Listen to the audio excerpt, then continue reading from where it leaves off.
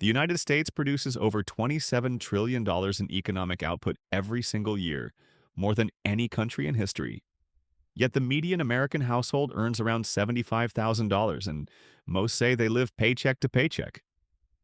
That contradiction is the starting point of this story because wealth exists, but ownership is uneven. If a country is rich but its people feel poor, the problem is not productivity, it is distribution. For decades, Americans were told that working harder would lead to stability, ownership, and freedom. But today, millions work full-time and still struggle to afford rent, healthcare, or a basic emergency. This is not because Americans suddenly became lazy or unskilled. It is because the rules of ownership changed quietly, while people kept playing the old game. Most Americans believe power lives in Washington, inside Congress, elections, and political debates. But real power lives somewhere else entirely, in balance sheets, contracts, and asset registers. Ownership determines who collects rent, who earns interest, and who absorbs inflation. When prices rise, owners adjust, but workers fall behind. When markets crash, owners receive bailouts, while households receive explanations. This is why crises always feel one-sided, even when they are called national. So the real question is not who governs America. The real question is who owns it. And once you understand that answer, everything else begins to make sense. But to see it clearly, we have to start with the definition most people misunderstand. Most people think ownership means having a name written on a document or title. But in real life, ownership is about control over outcomes, not symbolic possession. Imagine you live in an apartment and pay $1,800 in rent every month. You choose the furniture, the TV, the lifestyle, and even feel at home there. But one missed payment can erase all that comfort instantly. The landlord does not live there but controls your future in that space. That is the difference between using something and owning it. In America, millions of people feel like participants but function as tenants.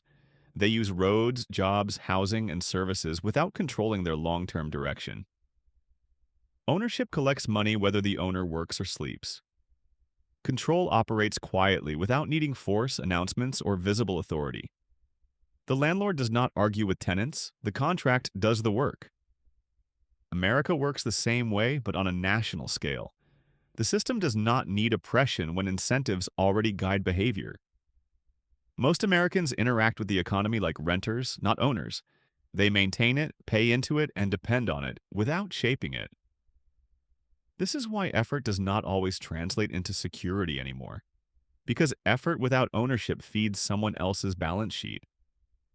Once you understand this difference, frustration starts making sense, and this is where the real owners begin to come into view.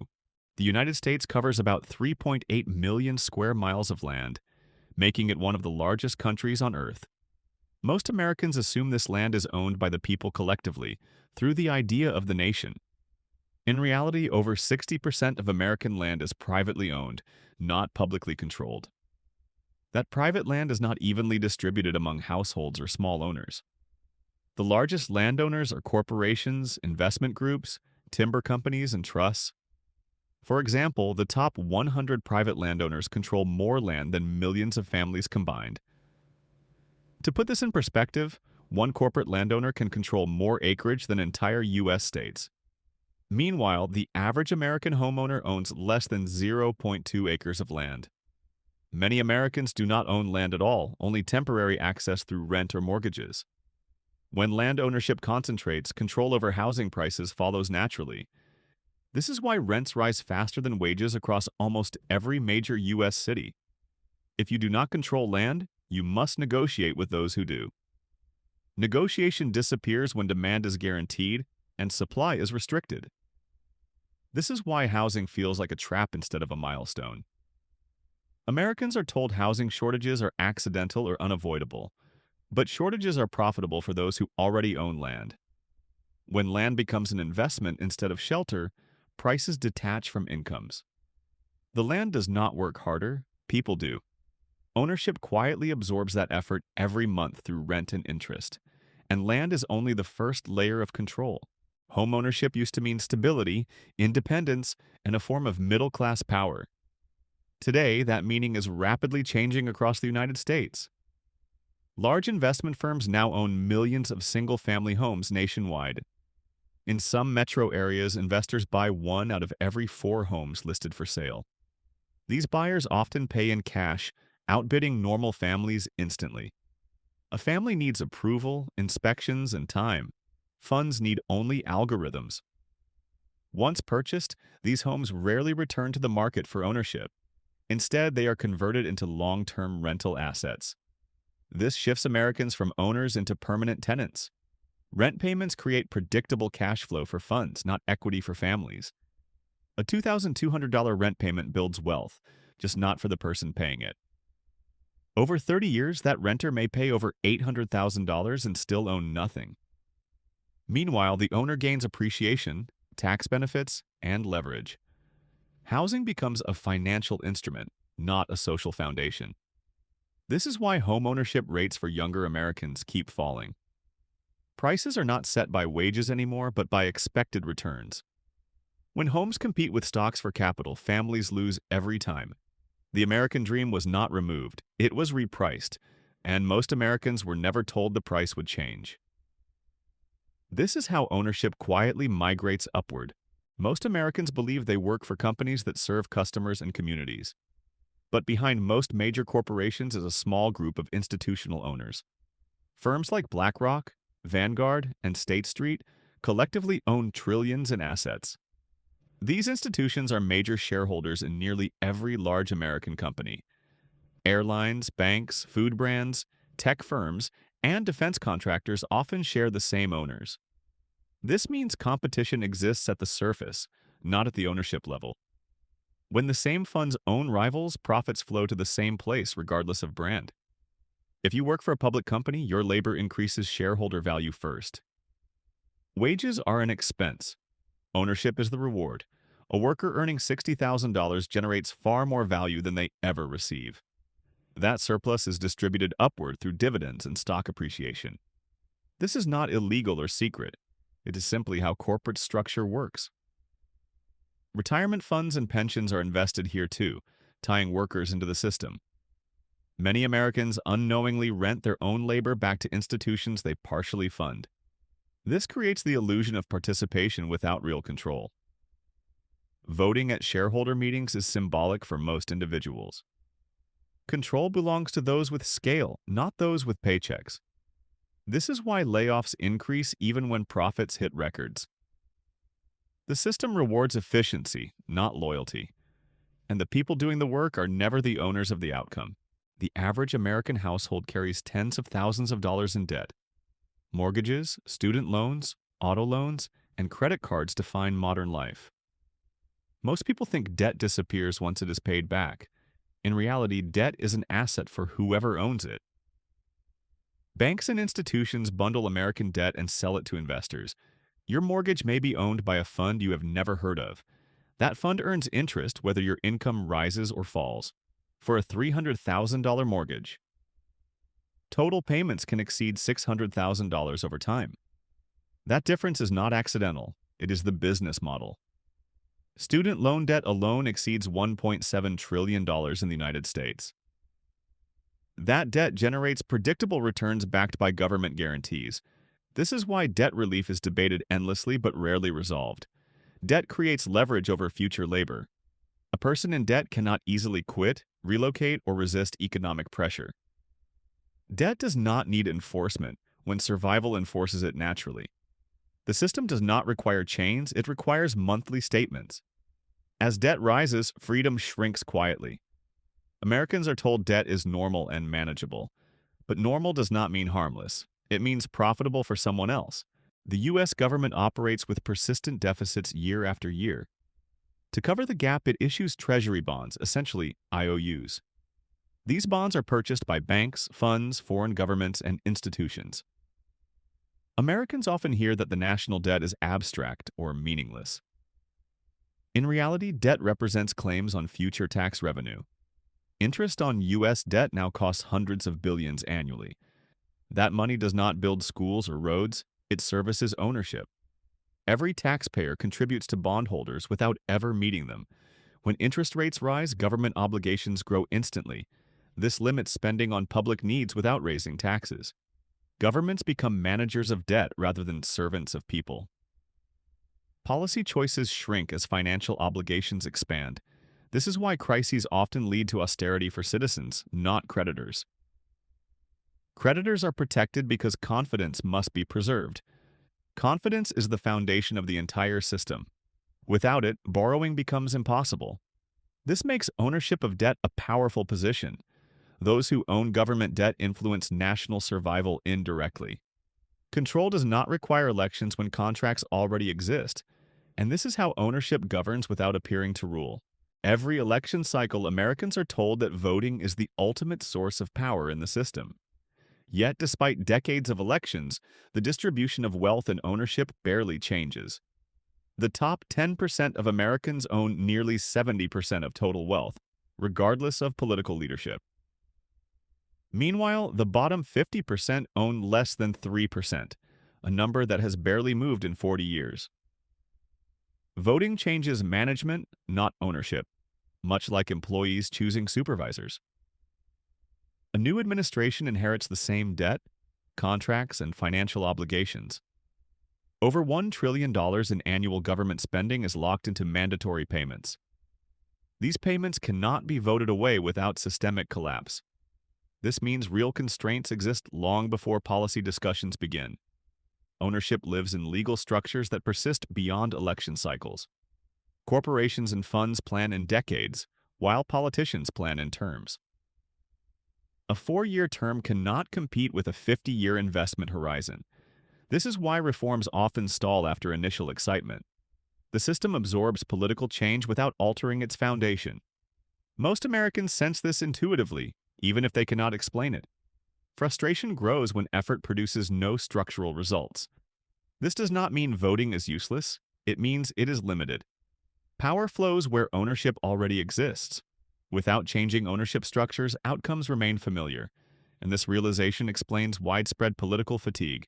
In 1970, a single income could support a family, a home, and savings in many U.S. cities. Today, 2 incomes often struggle to cover rent, childcare, and healthcare. Productivity per worker has more than doubled since the 1970s. Wages, adjusted for inflation, have barely moved in the same period. The difference between productivity and pay did not vanish. It accumulated at the top through ownership and capital returns. Housing costs now consume over 30% of median income in many states. Healthcare premiums and deductibles rise faster than inflation annually.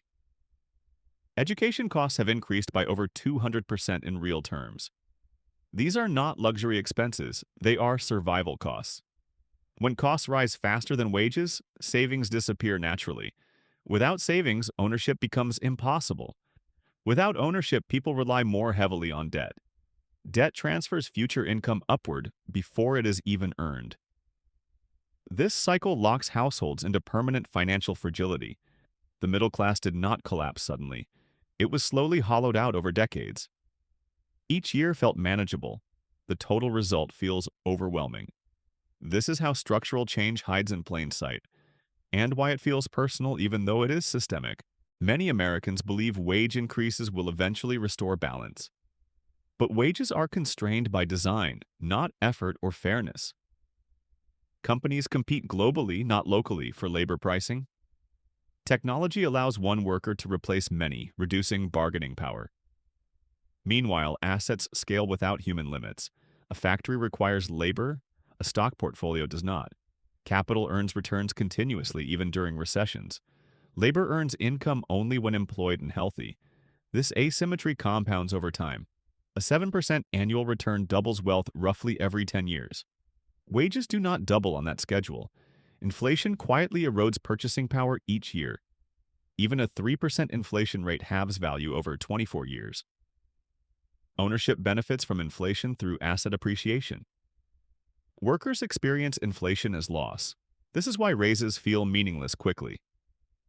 The system rewards what scales, not who works harder. No policy can reverse mathematical reality. Understanding this changes expectations permanently, and it forces a different way of thinking about survival. Americans are surrounded by thousands of brands and options. This creates the feeling of control and freedom, but many competing brands share the same owners. Food, media, insurance, and banking are highly consolidated. A handful of corporations dominate most consumer categories. This limits real choice while preserving the appearance of variety. Price increases often occur across brands simultaneously. Consumers blame companies, but ownership sits above competition. When the same funds own rivals, price pressure disappears. This is legal under current market structures. Consumers adjust spending, not systems. Choice becomes about which cost to accept, not how to avoid it. Advertising reinforces identity instead of empowerment. Loyalty programs reward spending, not ownership. Participation is mistaken for influence. The system depends on this confusion. As long as people feel free, control remains invisible. Ownership does not need obedience, only engagement. This is why dissatisfaction rarely turns into resistance. Because resistance requires clarity. Understanding ownership is not about fear or anger. It is about clarity and realistic decision-making. Most Americans blame themselves for outcomes shaped by structure. This creates shame instead of strategy. Once you see the system, expectations change. You stop chasing stability through wages alone. You begin prioritizing assets, leverage, and flexibility. This does not mean instant wealth or unrealistic promises. It means understanding where effort actually compounds. Even small ownership changes behavior and outcomes. A $5,000 asset behaves differently than $5,000 income. Time works for one and against the other. Financial literacy becomes self-defense, not ambition. This knowledge does not free you from the system, but it helps you navigate it with fewer illusions. Awareness reduces panic during crises. Panic is expensive. Clarity is efficient. The goal is not rebellion. The goal is positioning, and positioning begins with understanding who owns the game. Every major economic crisis in American history follows a familiar pattern, even when the causes appear different. Markets fall quickly, fear spreads faster, and normal people react emotionally under pressure. During the 2008 financial crisis, millions lost homes, jobs, and retirement savings. At the same time, asset prices collapsed by 30% to 60%, creating historic buying opportunities. Those with cash and access were able to purchase homes, stocks, and businesses at discounts. Foreclosed houses sold for fractions of their previous prices. Families were forced to sell, not because assets lost value, but because liquidity disappeared. Owners with leverage survived, workers without savings did not. This pattern repeated during the 2020 crisis, but at a much faster pace. Markets crashed, then recovered in months, not years. Asset owners gained trillions in paper wealth during the rebound. Workers received temporary relief checks, not lasting ownership. Crises do not destroy wealth equally. They transfer it to those prepared to absorb volatility. Fear forces selling. Patience rewards buying. This is not morality, it is mechanics. The system does not punish panic, it profits from it. Every crisis accelerates concentration, and each recovery leaves ownership more centralized than before. This is why crises feel cleansing at the top and devastating at the bottom. The word reset is often used as if it implies fairness or a fresh start. In reality, resets reset prices, not power. Assets fall temporarily, but ownership structures remain intact. Those who own assets before a reset often own more afterward. Inflation reduces the real value of debt for asset holders. A homeowner with a fixed mortgage benefits when prices rise. A renter experiences inflation as pure loss. During high inflation periods, wages lag behind asset appreciation. Stocks, real estate, and commodities adjust faster than salaries. This gap transfers purchasing power upward quietly. Governments respond to crises by protecting system stability. Stability means preserving confidence in markets and debt repayment. That confidence protects owners first, not workers. Bailouts are framed as emergency tools, but they function as ownership insurance. Losses are socialized, gains remain private. This is not a conspiracy, it is a requirement of system survival. If owners collapse, the system collapses with them. If workers collapse, the system adjusts. Resets feel chaotic on the surface but are structured underneath. And structure always favors those already positioned inside it. Ancient Rome faced similar dynamics during its late imperial period. Land concentrated among elites while small farmers disappeared. Tax burdens shifted downward as wealth insulated itself. Rome did not collapse because people stopped working. It collapsed because ownership became too concentrated to sustain participation. Medieval Europe followed a similar path through feudal systems. Landlords controlled land, peasants controlled labor. The structure persisted for centuries because it was stable for owners. Stability for owners often means stagnation for everyone else. Industrial revolutions temporarily disrupted these patterns, but financial systems eventually re-centralized ownership again. America followed the same arc after World War II. A broad middle class emerged briefly due to unique conditions. Those conditions no longer exist. Globalization and financialization restored historical norms. History does not repeat exactly, but it rhymes structurally. Ownership concentration is the recurring theme. Societies fail when participation no longer feels rewarded.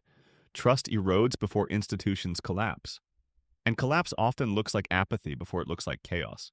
Many Americans feel stuck despite doing everything they were told to do. They studied, worked, saved, and followed rules. Yet progress feels slower than previous generations experienced. This creates confusion and quiet resentment. The problem is not effort, it is leverage. Labor has limited leverage in an asset-driven economy.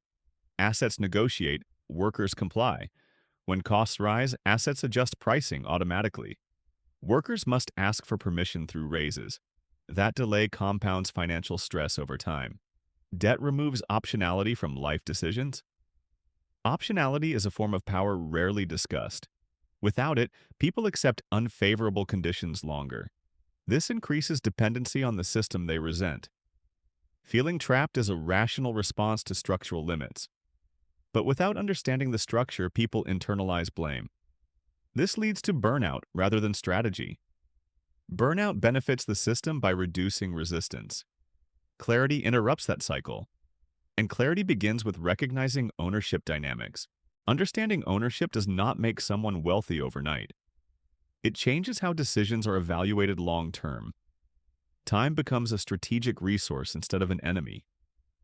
People stop chasing income alone and start chasing positioning. They ask different questions about jobs, debt, and spending. Risk is reframed as unavoidable, not optional. Avoiding all risk often creates the highest long-term risk. Ownership thinking encourages resilience over comfort. Even partial ownership shifts incentives and behavior. This is why financial education threatens existing narratives. Educated participants are harder to extract from. Systems prefer predictability over empowerment. Empowerment reduces dependency. Dependency stabilizes extraction. This knowledge does not overthrow the system. It allows individuals to navigate it with intention. Awareness replaces helplessness. Helplessness is expensive. Understanding is efficient. This is the quiet advantage owners already have. And now you can see it too. When people ask who owns America, they often expect a single name or group. But ownership is not centralized in one room or conspiracy. It is distributed across institutions, contracts, and financial structures.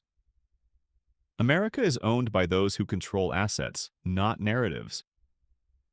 Land ownership determines housing outcomes before laws ever intervene. Corporate ownership determines wages before negotiations begin. Debt ownership determines behavior before choices are consciously made. Government debt ownership determines policy boundaries before debates occur. None of this requires coordination or intent. The system rewards those positioned to benefit from scale and time. A person earning wages interacts with the system daily. A person owning assets interacts with the system strategically. One must respond, the other can wait. Waiting is a form of power when returns compound automatically. This is why wealth feels invisible but control feels absolute. America functions less like a democracy of outcomes and more like a market of ownership. Markets do not care about fairness, only positioning. Those positioned correctly gain influence without seeking it. Those positioned poorly feel pressure without understanding why. This is not betrayal, it is architecture. The system does not survive by hiding information completely. It survives by overwhelming people with noise and distraction. Entertainment, outrage, and constant urgency fragment attention. When attention is scattered, structural understanding disappears. Most Americans are exhausted, not uninformed. Exhaustion reduces the ability to think long-term. Long-term thinking threatens systems built on extraction.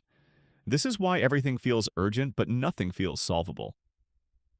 People argue over symptoms while ownership remains untouched. As long as individuals blame themselves or each other, the structure remains safe. The illusion is not freedom or democracy. The illusion is control. Feeling involved is not the same as being empowered. Participation without ownership creates stability for the system. Stability allows extraction to continue quietly. Most people sense this but lack language for it.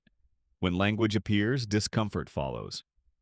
Discomfort is the first step toward clarity.